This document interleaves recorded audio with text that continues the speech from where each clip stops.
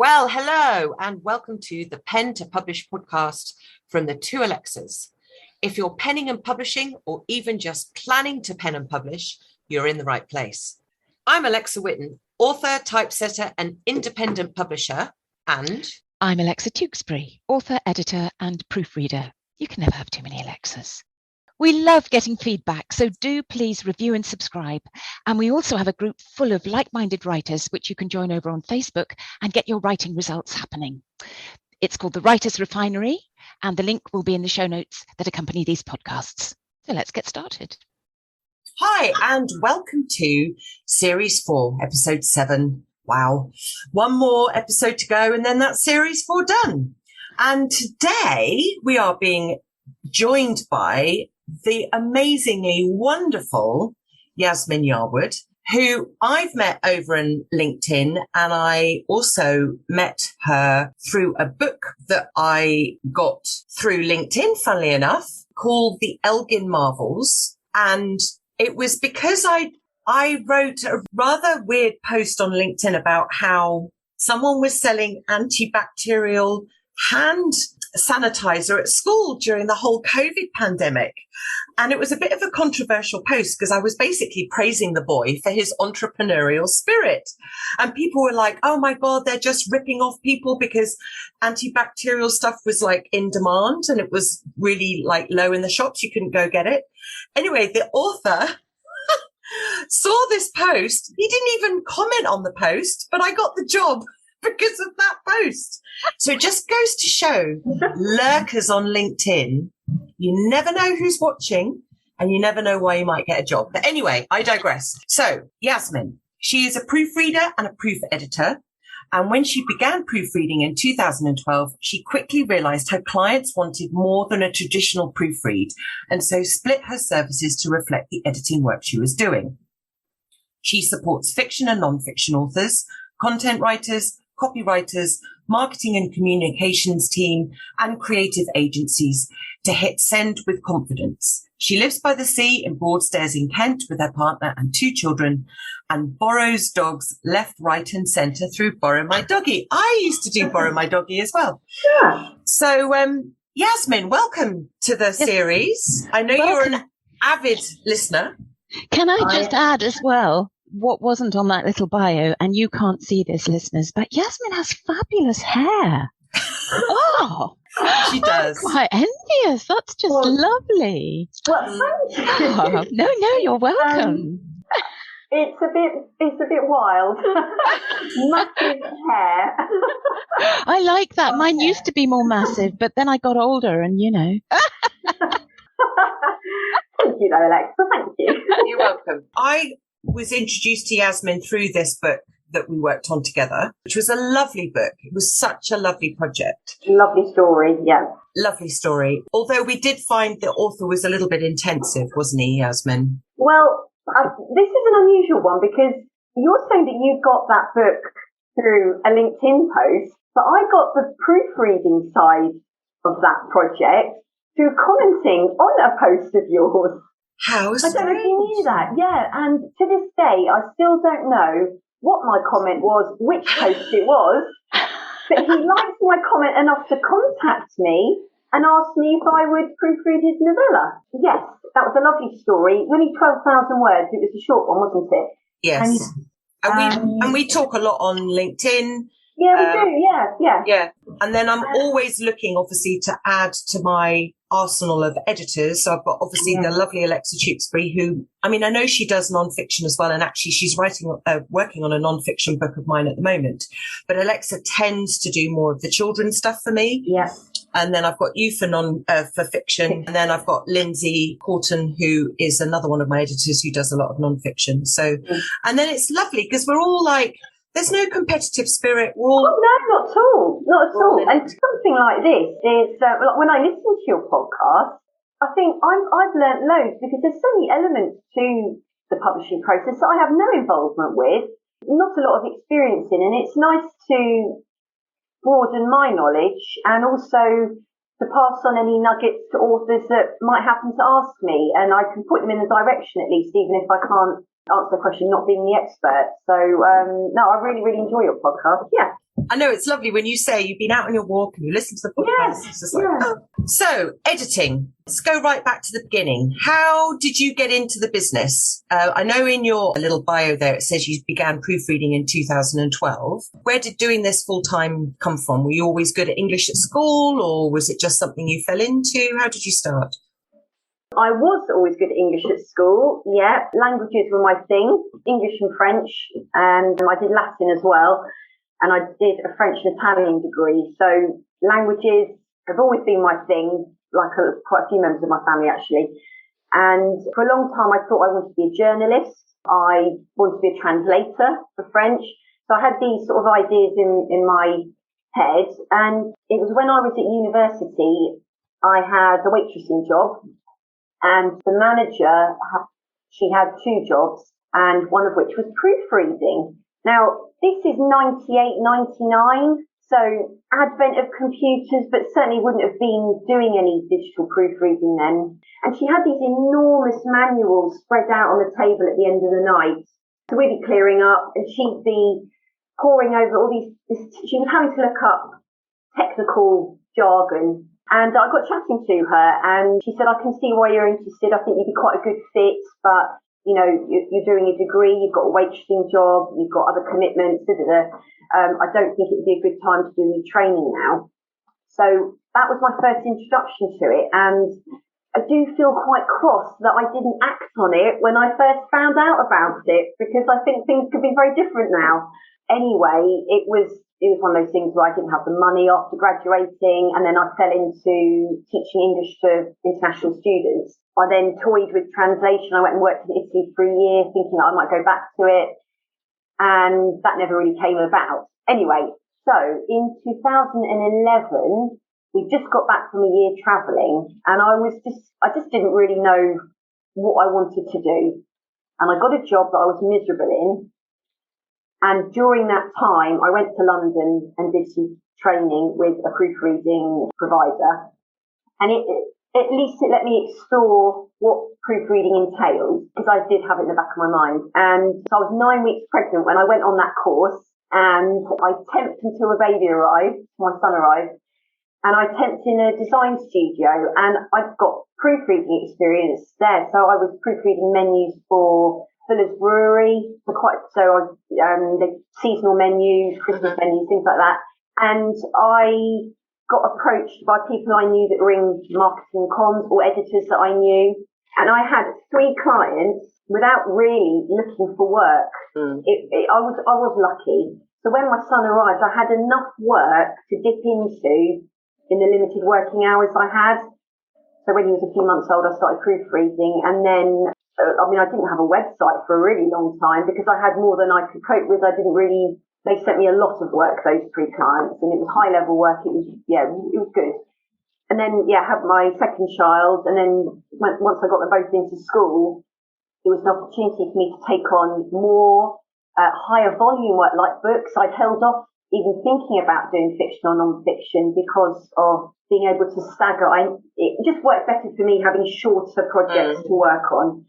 So in the last few years, it's become full time, and like I said, branched away from, split the services really, because I think most people did want more than traditional proofreading. They were quite happy for me to rewrite a few sentences that didn't flow, or point out if there was repetition, doing that little bit extra, which proofreading doesn't involve.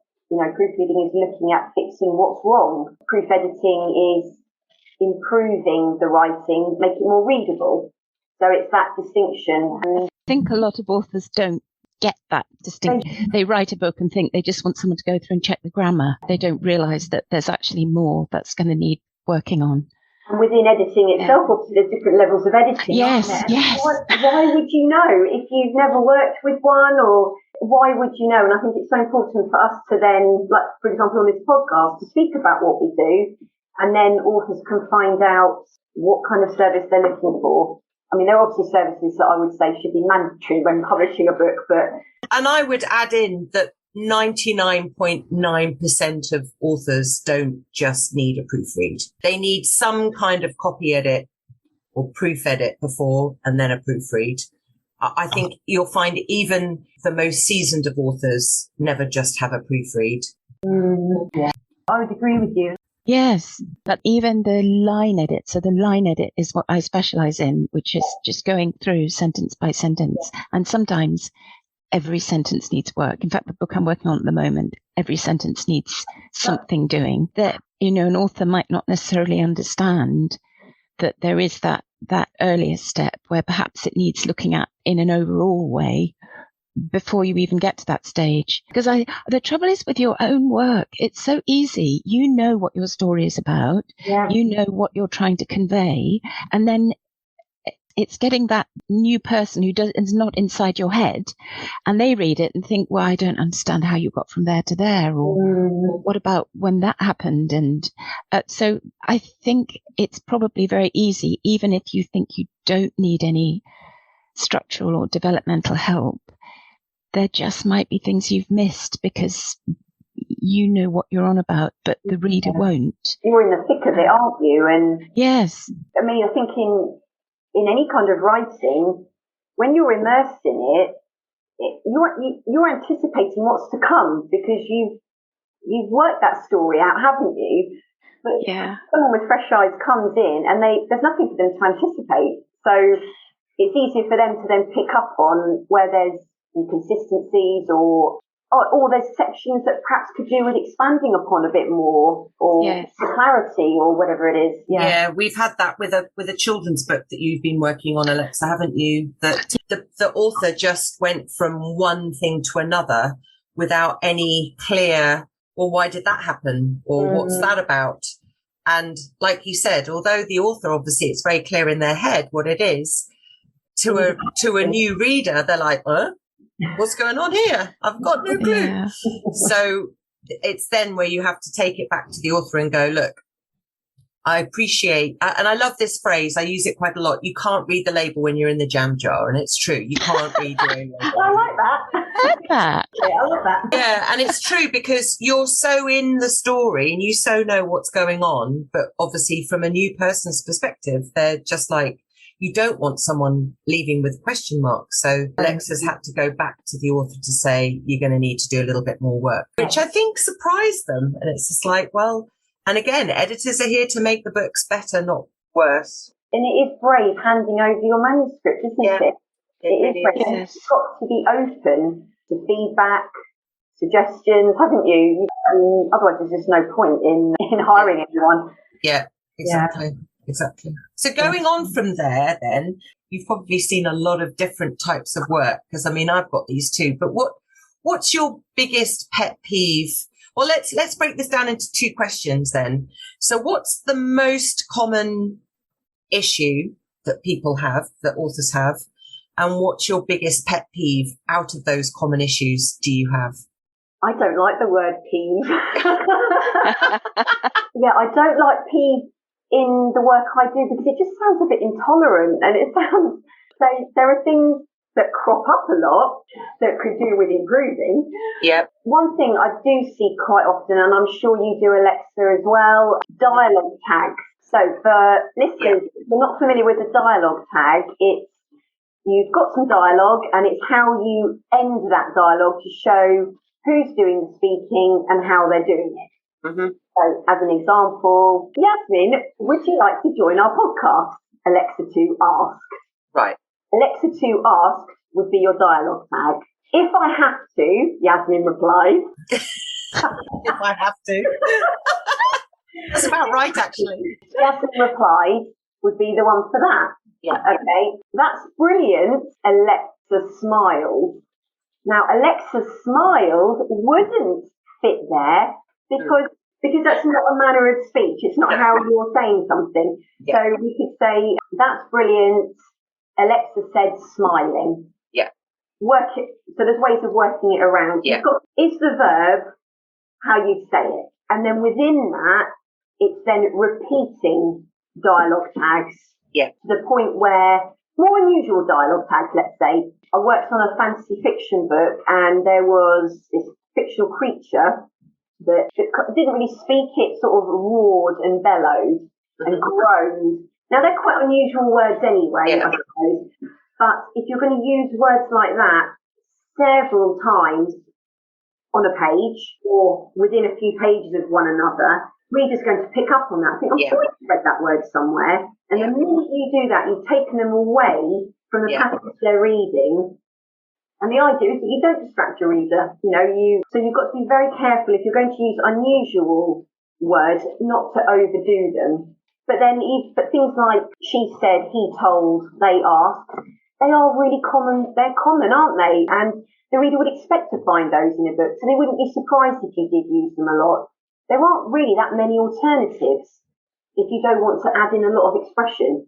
Yeah. So it's just to be mindful of that you're not repeating the same phrases. Yeah, give a bit of variety or use adverbs Or you don't even need to use a tag sometimes. I find the tightest dialogue. I mean, I have a big thing with dialogue too. Listeners of the podcast know this. I talk about it a lot.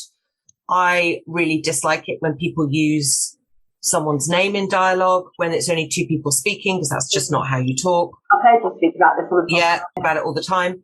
Mm. And I came across a book not that long ago who used the speech tag of mumbled. Now, mumbled, again, is quite an unusual word. Yeah. And this author, for some reason, loves the word mumbled. And it just irritates me because it's used 2 or 3 times on a page all the way through the book, which is too much. Yeah. So, first of all, do you need the dialogue tag? I said, he said, she said, they said. Yeah. Do you actually need it? Not always. You're right with the whole, you can't. And I think this came up with you, Alexa, if I remember rightly. Kylie asked the question, and I can't remember what it was in reference to. It was something about whispered, or no, what was it? Can't remember what it was. And I came up with a different way of expressing it. But it was basically you were talking about smiled. You don't reply with a smile because you can't. Yeah. Was it mouthed or something? She asked it on the Facebook page, didn't she? It was something like that. And I actually ended up putting it in different quotation marks. Yeah, you used angled brackets, I think. I think I either used, it was side or something like that. And I used angled brackets to express the fact that the character was sighing, because you can't talk and sigh at the same time. So I would definitely say really good books have great dialogue. So go and study books you enjoy with good dialogue and see what they do. Yeah, absolutely. See what they do. They miss them out. How do they mix it up? Repetition is one of those things that will really not sit well with a reader, will it? It'll just feel like something's lacking or to get on your nerves if you keep reading the same thing. Well, exactly. And if it's only 2 people talking, you don't necessarily need to say he said, she said, they said. Oh, no, yeah. If it's clear enough, you should just be going back and forth, can't you? I mean, if it was a really long passage, I suppose, big chunks, you might want to add one in just so you don't forget who's saying what. Yeah. It should be clear, shouldn't it? Exactly. So if we can't channel you into something that irritates you, other than the word peeve. I'm a very tolerant person, Alexia. I think one of the reasons why I don't like using it is because I've worked with people with all different levels of literacy. And I really have to take on board that I had worked with somebody who left school at 15 with no qualifications, and he was 75 when he wrote his book. He actually has dyslexia, but of course in the 50s... wasn't picked up, He labelled a dunce. It was horrendous. And he's really proved... He's written 2 books. He wrote the 2 back-to-back, and he's writing a 3rd one.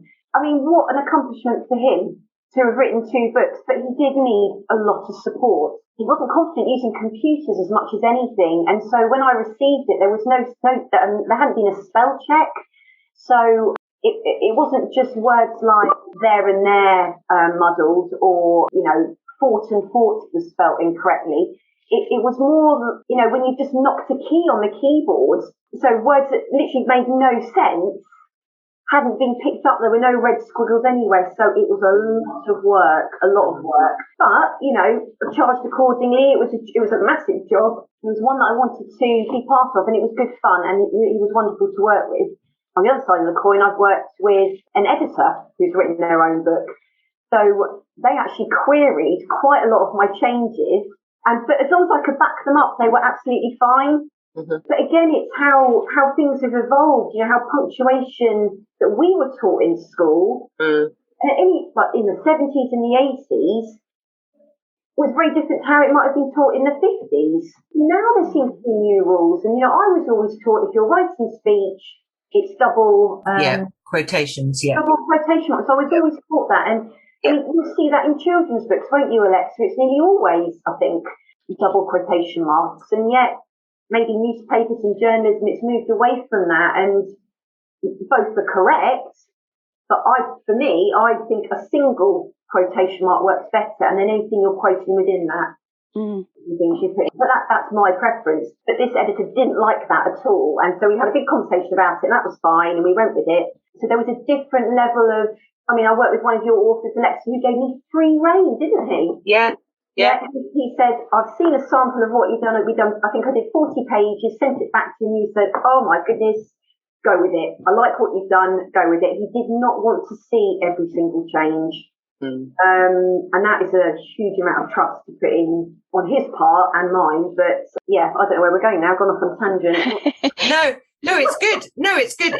You're highlighting the fact that people trust you, and you don't get irritated, which is fantastic. That's wonderful. Yes. We must not get irritated. Unlike Alexa and I, where we're like, really annoys me. We have a good old chinwag about it. Sorry. Sometimes I do think, oh goodness, I've bitten off more than I can chew with this. Right. Sometimes I've underestimated just how much work something is. I do that all the time. I see a sample, and this is why we say it's not great to see a sample from the very beginning of the book. Yeah. Because if you are rereading your manuscript, self-editing as you should be, very often the beginning bit will be the best bit. Yes, exactly. So it's not that indicative, perhaps, of your writing style, of literacy level, etc. And I have made that mistake. But I thought, God, this is actually really good. I'll breeze through this. And then the further I've got in, it, like you said, line by line, something's needed doing. And it's wonderful to have that level of contribution, I suppose, to the book. But it can really slow you down, can't it? Yeah, that's our issue, isn't it? So following on from that then, do you find yourself, I mean, you mentioned, funnily enough, I didn't know you obviously worked in a restaurant where you were proofreading menus. And it's interesting because my next question is... I wasn't work. That was it. I had a waitressing job at uni, and then I had a job where I was proofreading menus. Yeah, but I didn't know you did that. But do you now find yourself editing everything you come into contact with, or can you just shut up? Always. I can't say that quickly enough. Always. It is a curse. It really is. You know, family will joke about it.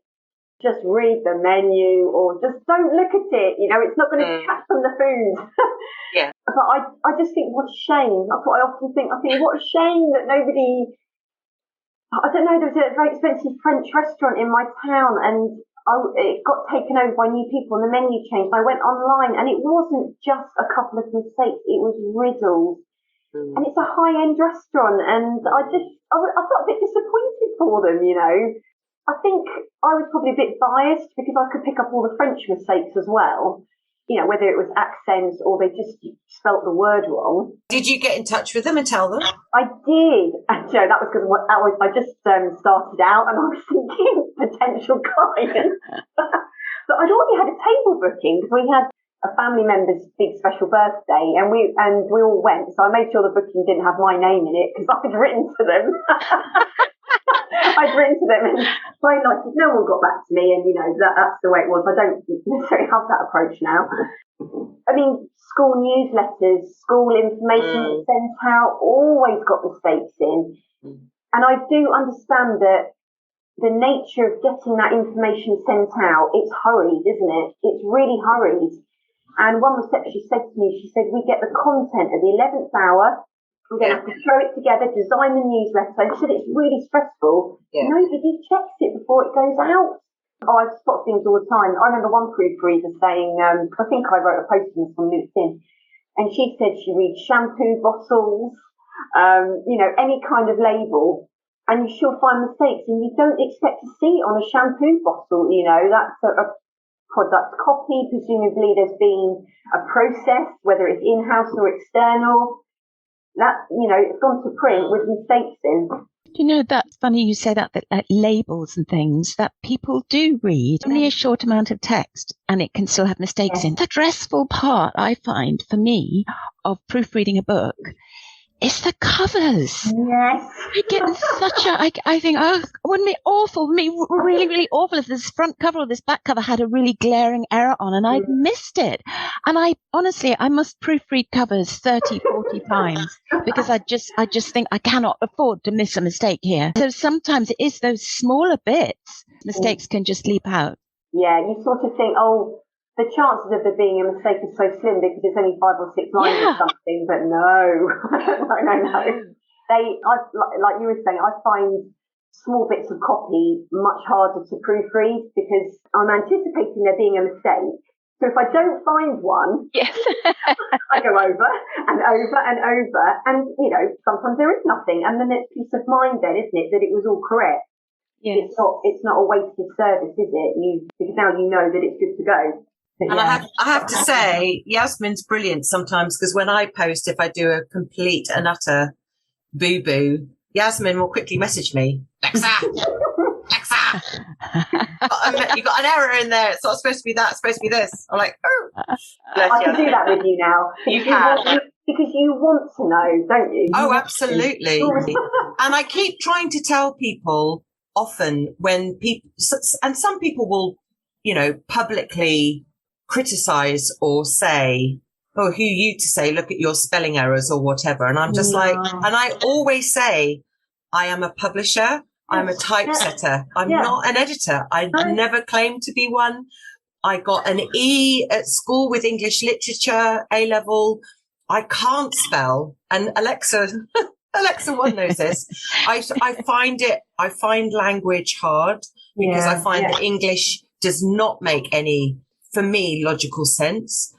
My mum was severely dyslexic, like severely dyslexic, like to the point where back in the days where you wrote checks, when you used to pay for things with checks, and she'd get to Tesco, the checkout, and she would like freeze because she knew she had to write out the number. And the one that still catches her today is she really struggles with anything that's 5 or 40.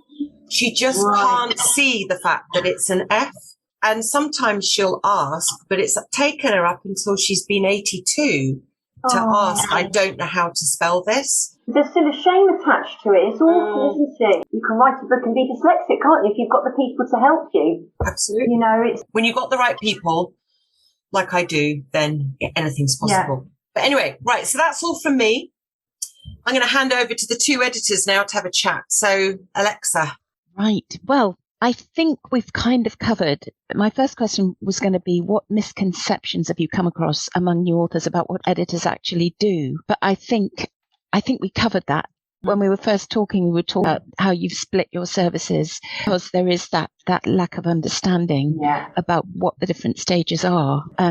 I was surprised because I started out as a proofreader when I just had my son and I needed to try and get some work from home. And I found a proofreading course. I came across it in a magazine. I can't remember the name of the company, but it was a really basic low-level proofreading course, but it enabled me to get some work with a local publisher. And then when I kind of built up my business and expanded it, then I did some training with the Publishing Training Centre. When I started, just like you, I had a few connections and I started working on books, but I was being asked to proofread and it wasn't a proofread that I was doing. And I gradually, as I learned more about the industry, then I realized, okay, so there's this and there's this and there's this and there's all these different levels. Yeah. I also wanted to ask you, now I know that you're like me and you edit fiction and non-fiction. A lot of editors believe that specializing in a particular genre and only working within that is a better way of attracting your ideal client and showing that you're an expert in their type of book if you're working in, a variety of genres. So what's your experience of offering fiction and non-fiction? Do you think authors lean towards editors who just work on their particular type of book? And have you ever considered specializing? Because I feel although I do specialise in children's fiction, but I also do adult fiction and non-fiction. Yeah. And I get inquiries for all those things, and I would feel anxious, I think, about just niching down, because I wouldn't want to cut off any avenues. But the people I know who do niche down are doing it really successfully. How you feel about that? Yeah, I've got somebody in mind who is a book editor, and I have proofread a couple of books for her. So she's using an independent service with her editing service. It's worked really well. She will only work on personal development books, self-help memoirs. That's all she'll work on, because that's what she reads for her own enjoyment. It's what gives her the most joy. And I think when you do niche, you can speak to that circle, can't you, those authors in a different way, because your passion's there, you're going to have a lot of knowledge yourself. You can direct your social media, or on your website, it might speak to a particular person. If you can get enough work doing that, that is fantastic, isn't it? I like the variety, and I mean, fiction, you've got a lot to keep on top of with fiction, haven't you? There's a lot of work to keep on top of with, punctuation and speech and paragraphs and all sorts of things. But if I did branch into non-fiction, I'd still want to keep it quite open, because there isn't one area of non-fiction that I'd want to work in. I mean, it's so broad, isn't it? A lot of my work outside of fiction and non-fiction is working on marketing and communications. So it could be blog posts, websites, reports, government reports, that kind of thing. And I did a book a couple of months ago, which had been commissioned. It was a policy-related book, and it had been commissioned by Policy Press. Now, the person that contacted me follows me on LinkedIn. Never heard a peep from them, and just out of the blue said, my organisation has been commissioned to write a book, we'd love you to quote for it. And I thought, well, that's that's wonderful, isn't it? Because obviously they've been following me, and I talk about fiction, and I give plenty of examples of how I edit fiction. I think I speak to quite a broad category of people. I like that variety, but I do sometimes wonder, would I get more work that I do love if I did niche down? Because sometimes you get books and you think, okay, that was all right, it was all right, but would I want to do something like that again? Oh, I'm not so sure. So it's a hard one, isn't it? I do wonder whether it's going to close avenues, but then, I mean, I know people that just aren't short of work. Yes. From niching. Yeah. Like you, I'll be a bit reluctant to.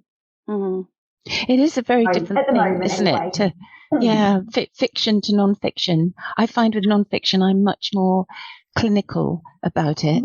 I become more involved, but then I have to watch myself that in becoming involved, I'm not missing something. So not missing something, and not over editing, perhaps. Yes. Where you think, actually, that was good enough. It's hard, isn't it? You've got to that. And then what do you expect from your authors? So, for example, in a novel, if an author's coming to you for a line or a copy edit, would you have expected them to have had a structural edit first? I know we've kind of touched on this now, but now you're kind of further on in your career. Do you look to see how much self-editing the author has done? So how clean the copy is before. And I know, as you say, if they've sent from the beginning of the book, that's the bit they're likely to have worked on and polished and polished. So do you still fall into that trap now, or is that something that you've got better at as you've kind of progressed? I do still fall into it. Yes, so do I. I'm glad to hear you say that then. I'll be honest. I'm not going to say something I'm not. I do fall into it, and I think you'd always expect an author to have gone through their manuscript a couple of times minimum, wouldn't you? You've got your draft and then leave it, go back, do some more editing. Equally, you've got to know when to leave it and then pass it on to someone else. But I do often find that there's so many things that I think an author could have picked up on themselves. So, which would reduce the work then for their proofreader or editor. So I can't stress enough how important it is to to go through it methodically, thoroughly. I mean, there'll be things that, whether it's a grammar point or a sentence structure or something that you're not confident in, that's another issue, isn't it? But there will be some quite simple things that do get missed. That said, when you're writing 50,000, 60,000 words or more, you're always going to miss things, aren't you? Something like a full stop missing or closing quotation marks missing, But if someone has just handed you their manuscript, and this did happen to me once and not that long ago, gave it to me and said, I'm just sending it to you to sort out, I did think, okay, they're not interested. They don't want to go through it themselves. Now, why is that? Is that time? Is it that they're sick of the sight of it? Yeah. Do they just trust me enough to get it in good shape? And it's a bit of, it's a mixture. And that happened to me. I'd worked on 2 other books of theirs. So trust definitely was there in that example. And I just got let loose on it. I did work on a business book last autumn with a non-native speaker, and she had such a wonderful approach to her book because it was, she needs to market that book. It was to elevate her in her field. She's a keynote speaker, and she had a developmental edit. Then she had a copy edit, and then it came to me.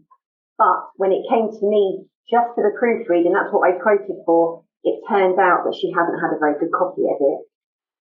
So I ended up doing more than a proofread. We had to change the rate, change the fee, and it became quite a big task for me, which I wasn't expecting. She wasn't expecting. She was really disappointed. She was happy with the outcome, but she'd invested so much and got a poor job.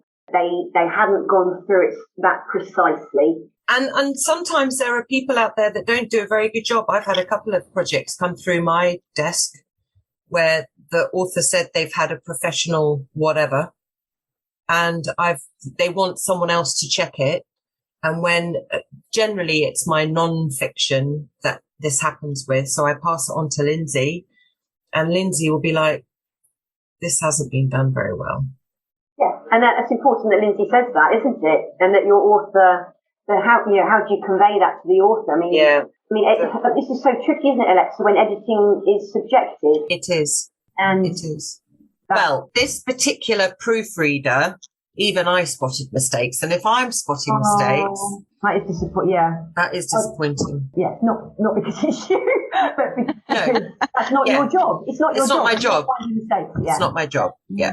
And I mean, I do pick up on, it's not my job to edit at all, but I've learned from working with, ladies like you, I've learned a lot. And so there are...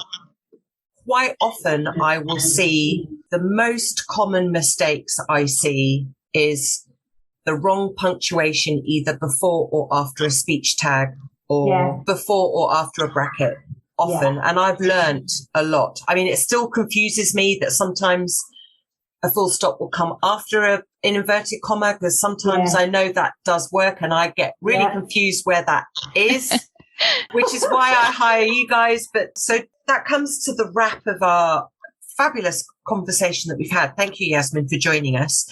I know I might be putting you a little bit on the hoof here, so just take this question and ruminate and whatever. What would you say is your number one tip for authors approaching the self-publishing world in terms of editing? Is it let your manuscript go? Is it make sure you get a good sample first? Is it understand that the process has to happen to make your book better? What would you say is your... I think there is so much information out there now for self-publishers to define the different levels of editing. So if you can really try and get to grips with the different levels, that's a good starting point, isn't it? Yeah. Break them down and also not allow enough time. I do find, I want to publish my book in 2 months. 2 months? You know, I mean, first of all, I'm full. Yeah. Yes. There's that. And then what about the typesetter? What's their, have you found a typesetter? What's their schedule going to be? And then you're going to market it. And so allowing enough time, make sure you understand the process, follow people. Relationship is key when you're working with your author editor, and I think it must be quite tricky to find someone where you might have a communication over email, but you might not have had a video call with them, or you haven't really got a feel for their personality. And I think all that really, really helps, and that will come across in the editorial work. I don't know if you agree, Alexa. If you know the client and you know perhaps what their weaknesses are, what their concerns are, what they're really keen to achieve from the book, you can actually implement that in your editing. I can't really explain how, but it's kind of like an instinct. It's like an intuition almost, isn't it? Where you think, well, I know what they're striving for here. I know what tone it is they want. I know who they're speaking to. I know what I should leave alone. Yeah, I think that really worked with us, with Michael, because we both got on a Zoom call with him. Yasmin. Yeah, that really helped. And I think Alexa Tewkesbury, you understood the relationship with Kylie, didn't you? And how that all worked with what she was looking for, right? And your relationship with Kylie now is instinctive with what she wants, how she wants her book edited. I would say that's a really, really good point, and something I think probably a lot of editors, and perhaps me as a publisher, perhaps overlooks that aspect of the relationship building. It's important. Very important. And particularly if you've had a bad experience before, not necessarily it could have been on another novel or another business book, or it's terrible if you've had a recommendation, it turns out not to be great. That's poor. But just handing your manuscript over is immensely hard. It's got, I'm not a writer. I've never had to do it, but I know it's hard. But you've got to be open, haven't you? You've got to be open. Definitely. And understand that editing is improving. It's not tearing your book apart. It's not undoing all your craft, is it? It's just making it as readable as possible for your readership, for that readership. Yeah. And there can be people out there that don't get that, or are too close to their work and don't understand. Yeah. So, anyway. Alexa Tewkesbury, do you have anything else to add before we say goodbye? I don't think I do. It's been really interesting talking to you, and I think you're far more patient and much nicer than I am. Oh, this is my podcast persona. And this is mine. Yeah. Absolutely. Yasmin and I get on the phone and it's completely different. No, I'm kidding. Yasmin is this lovely. She is this lovely. I do say to you, I underestimated this. So this is more work than I thought. Alexa one says that to me all the time. Yeah. And what is my response, girls? What is my response? Do you want me to go back to the author and say? Yes. And what is my response to you, Alexa? Charge more. Yeah. Exactly. And I think we're also doing this now with all of the people that we're working with now I've certainly now added an extra step in the process. And funnily enough, Alexa one's just gone through this with obviously what happened just recently, Yasmin, with an author who didn't appreciate some of the stuff that you did to her book. And I think now what I'm always going to do is do a larger sample edit, but not from the beginning, more so from the middle. And maybe with some people, and I've got Alexa one to do this, is rather than finish the whole book, stop and send them 4 or 5 chapters and say, this is where I'm at right now. What do you think? Are you happy with what I'm doing? And I think going forward, just as a safety net, even if the author comes back, love it, love your work, carry on, I don't need to see any more, just like with Michael did with you, Yasmin. And I think that's probably, especially with fiction, more so than non-fiction, especially with fiction, I think that's definitely something I'm now going to be doing with authors. Yeah, it's tricky. It is tricky. And also, sometimes if you don't know the person, which I think is this is an added thing that you said, which perhaps I've underestimated, the relationship between the author and the editor perhaps needs a little bit more exploring. because otherwise they are just this faceless entity. Yes, yeah. And you don't know what they're like. You don't know their personality. They could be, and I'm sorry to say this, listeners, but they could be a complete nightmare that we don't know.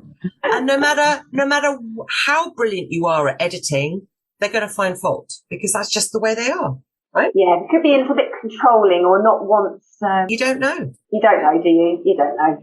Anyway, thank you for coming on. Yes, thank you. I thought you'd never ask, ladies. You know?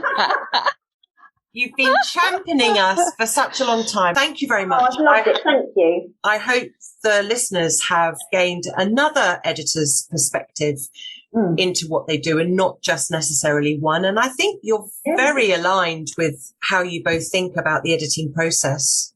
Yeah, I think we are, aren't we? Yeah. Yeah, which is quite good. It confirms your own, maybe I'm doing it right after all. It just backs up also what we've been saying for the last 4 series, you know. And I think, how can an author know what goes into editing? Because they're not an editor, so they can't know. Just like they don't understand what goes into typesetting a book as well, you know. They just don't get some of the stuff that I have to do in terms of making their book more readable, you know. So any insights we can give and help them see it from a different person's perspective, I think is only going to help with their decisions then going forward with what they do and what to come to expect when their book gets sent to an editor. So thank you again. Thank you both.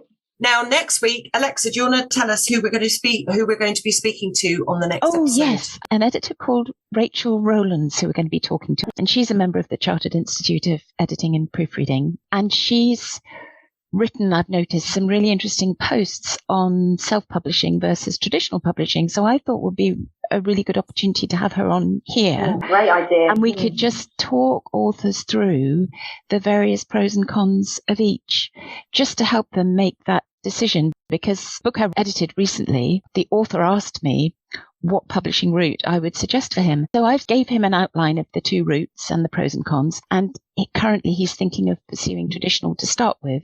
But obviously then if nothing comes of that, he's then got the option to self-publish. So you've always got the option to get your book out there. But I think it would just be really interesting for authors to have all the information. They can make a decision once they know exactly what each route involves. Yeah. And she presumably has worked in both, has she? She worked in Yes. So I'm looking forward to chatting to her about that, and she's very excited.